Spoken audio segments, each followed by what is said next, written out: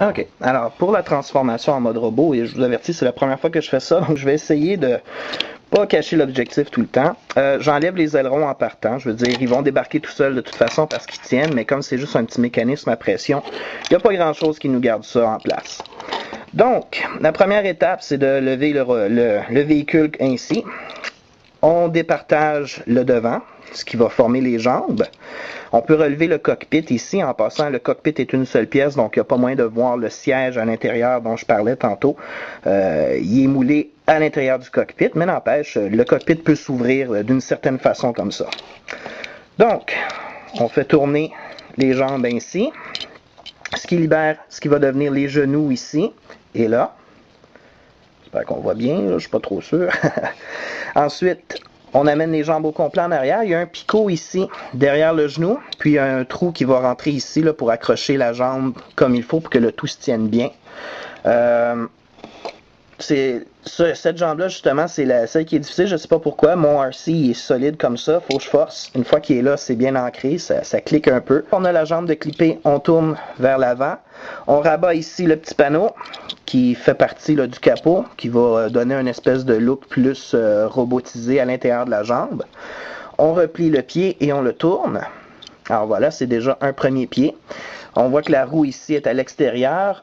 Présentement, la jambe est à l'envers. On va se trouver à la tourner comme ça par la suite, parce que les roues doivent aller vers l'intérieur pour faire la jambe comme il faut. On fait la même chose de l'autre côté, c'est-à-dire on tourne, on clip,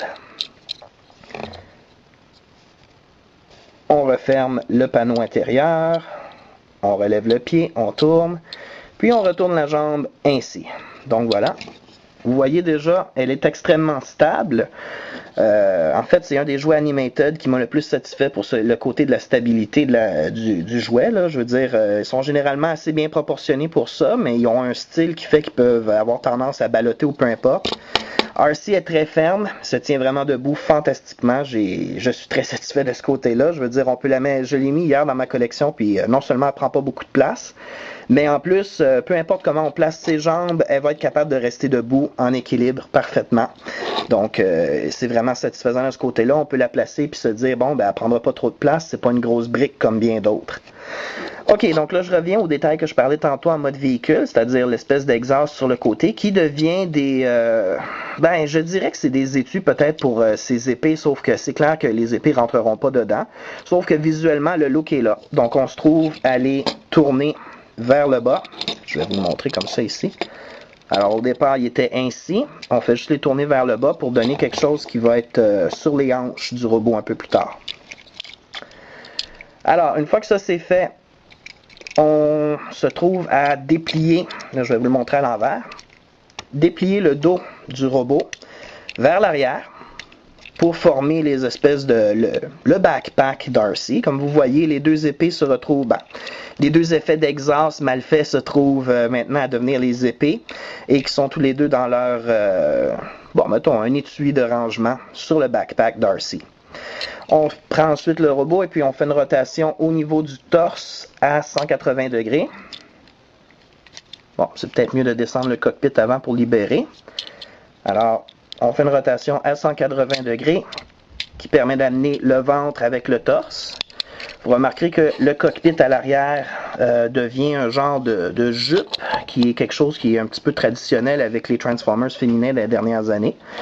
C'est cute, puis ça permet de le mettre ailleurs. Là, au début, je pensais qu'il fallait le replier, mais je me suis rendu compte que ça fait une impression qu'elle a un genre de couche bizarre.